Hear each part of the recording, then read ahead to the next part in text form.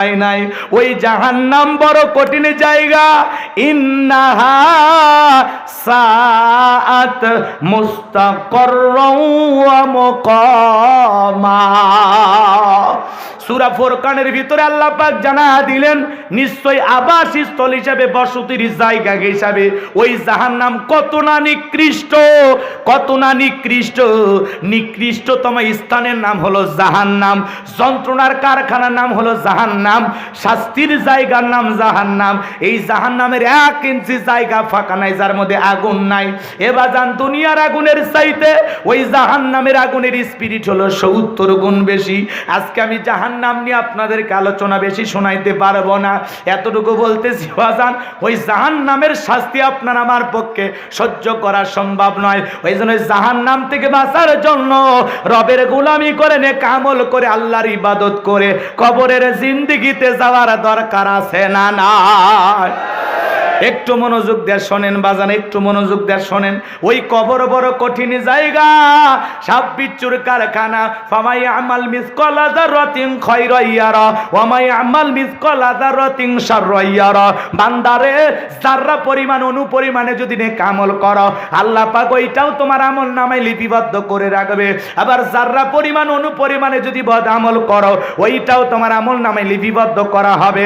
আর যারা গুনাহ নিয়ে একবার অন্ধকার কবরে যাবে ওই কবরের ডানের মাটি বামে চলে যাবে, বামের মাটি ডানে চলে যাবে। এমন জোরে সাপ দেবে বাজার, এক পাজরের হাড় অন্য পাজরে ঢুকে যাবে। চিৎকার মেরে হাজারি করবে, কান্নাকাটি করবে। ওই কবরে থাকা বিষাক্ত সাপ একবার যদি সবল বারে পা থেকে মাথা পর্যন্ত বিষের যন্ত্রণায় দেহটা চলে যাবে, নীল বর্ণ হয়ে যাবে। ওই কবর সব ভিচ্চুর কারখানা, কবর বড় কঠিন জায়গা। এই জন্য নবীর সাহাবী হযরত ওসমান কবর দেখলে অজরে চোখের পানি ছেড়ে দিয়া কান্না করতেন।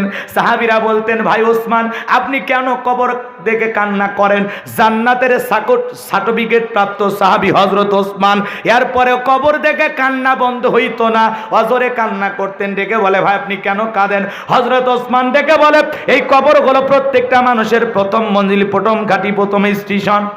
এই এটা তো ঠিক না, কবরের ওয়াজ আপনারা শুনবেন না? এই কবরের ওয়াজ শুনবেন না? খারাপ লাগতেছে? পরিবেশ নষ্ট করেন না।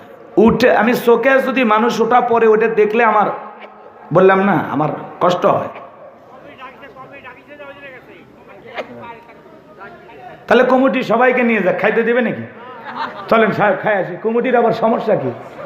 হ্যাঁ ওয়াজ করতে শ্রোতা ওয়াজ শুনতে ডাকেন কে? শ্রোতা ওয়াজ শুনতেছে ডাকেন কে আপনারা? কমিটির লোক ডাকে। পরিবেশ নষ্ট করেন না।